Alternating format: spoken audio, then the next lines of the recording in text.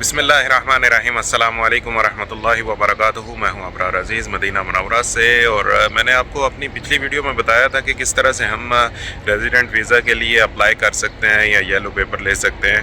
تو انشاءاللہ آج کی ویڈیو میں ہم دیکھیں گے کہ کس طرح سے ہم اقامہ کے لیے اپلائی کر سکتے ہیں۔ یعنی اگر فیملی یہاں پہ سعودی عربیہ میں آ جاتی ہے اور اس کے بعد آپ کو اقامہ کے لیے اپلائی کرنا ہے فیملی کے لیے، تو اس کا کیا پروسیجر ہے وہ ہم کمپلیٹ ابھی دیکھیں گے سٹیپ بائی سٹیپ۔ تو چلیے ویڈیو شروع کرتے ہیں۔ شکریہ۔ تو دیکھتے ہیں کہ کون کون سے ڈاکومنٹس ہمیں چاہیے اور کیا پروسیجر ہے اقامہ حاصل کرنے کے لیے۔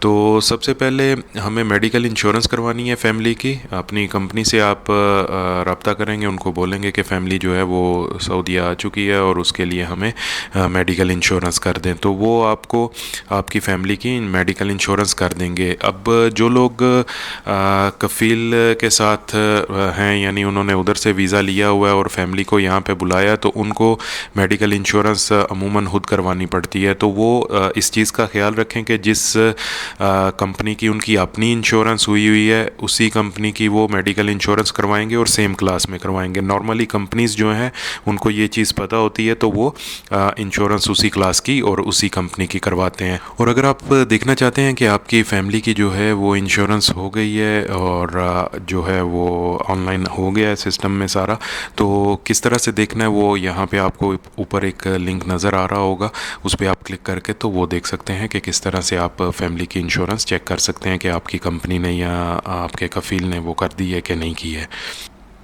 اس کے بعد آپ نے ڈیپینڈنٹ فیس پے کرنی ہے۔ اگر آپ کا اقامہ 1 سال کے لیے ویلڈ ہے تو آپ اپنی فیملی کا جو ہے وہ ڈیپینڈنٹ فیس جو ہے وہ پر فیملی ممبر جو 400 ریال بنتا ہے وہ آپ پے کریں گے۔ اور اس میں یہ چیز ایک فائدہ مند ہے کہ پہلے 3 مہینے کی فیس جو ہے وہ نہیں ہوگی، یعنی جب آپ کی فیملی سعودیہ میں آئی اس کے بعد 90 ڈیز جو ہیں وہ اس میں سے شامل نہیں کیے جائیں گے، باقی کے جو 9 منتھس ہوں گے اس کی آپ کو فیس پے کرنا پڑے گی۔ اگر ایک مثال دیتا ہوں کہ 7 مہینے کے لیے آپ کا اقامہ ویلڈ ہے تو آپ کی فیملی ابھی پہنچی ہے، تو اس میں سے 7 مہینے میں سے 3 مہینے آپ مائنس کر دیں گے، یعنی 90 ڈیز، اور باقی کے جو 4 مہینے ہوں گے اس کے لیے آپ کو ڈیپینڈنٹ فیس پے کرنی پڑے گی۔ ایک ممبر کی 400 ریال پر منتھ ہوگی۔ ڈیپینڈنٹ فیس کیسے پے کرنی ہے اس کا طریقہ کار جو ہے اس کے لیے یہ اوپر آپ کو لنک نظر آ رہا ہوگا، اس پہ آپ کلک کر کے تو ڈیپینڈنٹ فیس پے کرنے کا طریقہ دیکھ سکتے ہیں۔ اسی طرح اس کے بعد جو ہے وہ آپ کو یہ جو ڈاکومنٹس آگے میں بتا رہا ہوں ان کی ایک PDF فائل تیار کرنی ہے۔ PDF فائل میں یہ تمام ڈاکومنٹس ہونے چاہیے اور ایک ہی PDF فائل جس کا سائز 1 MB سے کم ہونا چاہیے وہ آپ کو تیار کر لینی ہے، کیونکہ یہ ہم اپشر میں جا کے تو اپلوڈ کریں گے۔ اس میں سب سے پہلا اقامہ ایشوئنس فارم ہے جو کہ اس طرح کا ہوگا، یہ آپ کو فارم فل کرنا ہے، یہ ڈیٹیل میں نے لکھی ہوئی ہے کہاں پہ کیا لکھنا ہے۔ اگر آپ کو نہیں پتہ ہے تو آپ کسی بھی دوست سے یہ فل کروا سکتے ہیں جو عربی جانتا ہو، اس سے آپ یہ چیزیں فل کروا لیں گے۔ اور اگر کوئی بھی نہیں ملتا تو جوازات کے باہر جو ایجنٹس بیٹھے ہوتے ہیں وہ بھی فل کر دیتے ہیں کچھ پیسے لے کے، تو یہ آپ خود بھی فل کر سکتے ہیں، یہ ڈیٹیل میں نے لکھی ہوئی ہے، یہاں سے دیکھ کے آپ فل کر سکتے ہیں، کوئی اس میں اتنا پرابلم نہیں ہے۔ اب یہ فارم فل کرنے کے بعد دوسرے نمبر پہ جو ہے وہ ویزا پیج جو آپ کو پاکستان یا انڈیا سے ایشو ہوا تھا وہ آپ کو اٹیچ کرنا ہے، یعنی اس کو آپ نے اس PDF میں رکھنا ہے۔ تو یہ ویزا پیج جو ہے وہ اس طرح سے ہوگا، پاکستان سے اس طرح سے ایشو کیا جاتا ہے، یہ آپ نے یہ بھی اس فائل میں ایڈ کرنا ہے جو آپ PDF کی بنائیں گے۔ تیسرے نمبر پہ پاسپورٹ کا امیج ہوگا جو جس میں آپ کی فوٹو لگی ہوئی ہے، پاسپورٹ کا فرنٹ جو فرسٹ پیج ہے اس کی آپ ایک فوٹو جو ہے وہ اٹیچ کر دیں گے۔ چوتھے نمبر پہ جو ہے وہ انٹری سٹیمپ جہاں پہ لگی ہوگی پاسپورٹ کے اوپر، جہاں پہ بارڈر نمبر وغیرہ لکھا ہوگا، جو انٹری ہوتی ہے اس ٹائم پہ وہ سٹیمپ لگاتے ہیں کہ کس ڈیٹ کو آپ انٹر ہوئے، اور ساتھ میں ایک نمبر اس کے اوپر لکھا جاتا ہے، اس پیج کی بھی آپ اس کو بھی آپ سکین کر لیں گے۔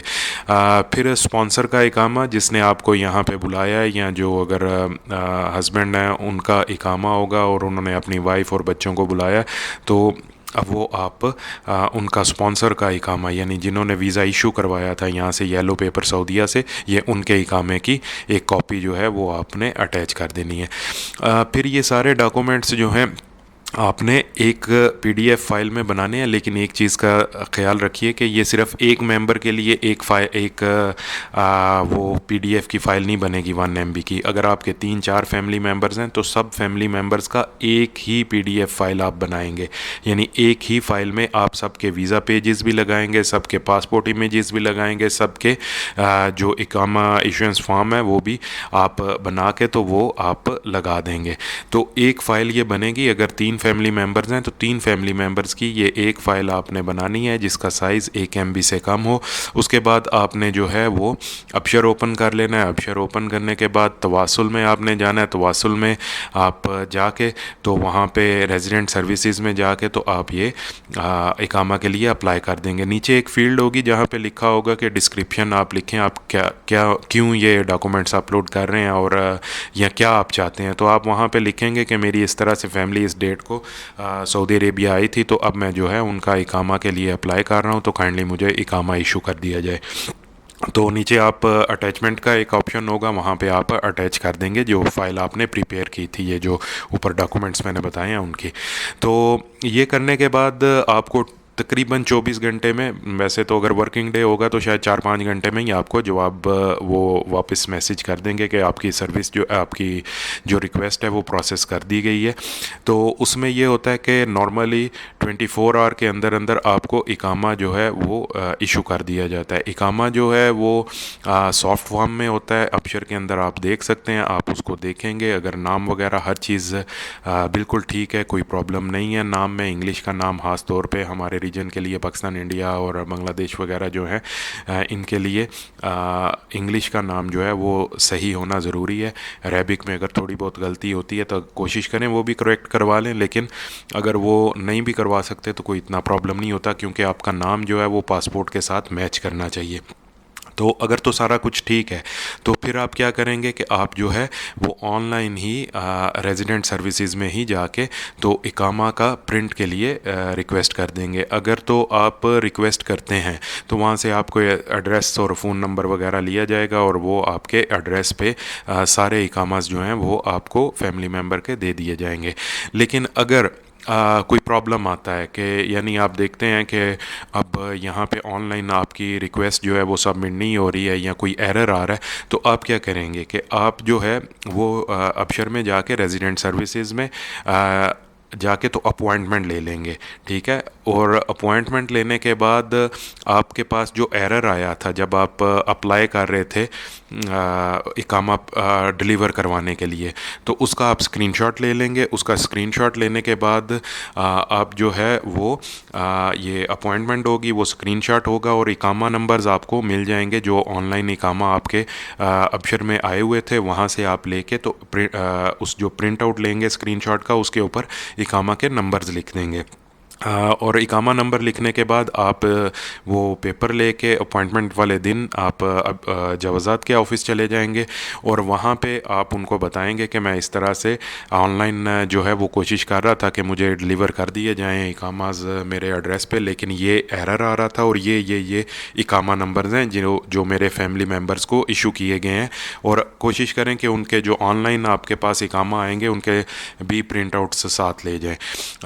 लेकिन अगर नहीं भी लेके जाते, सिर्फ आप वो एरर का स्क्रीनशॉट और उसके ऊपर ही आप इकामा नंबर अगर लिख के ले जाते हैं तो वो इंशाल्लाह ताला आपको वहाँ पे इकामास जो हैं वो प्रिंट करके तो दे देंगे।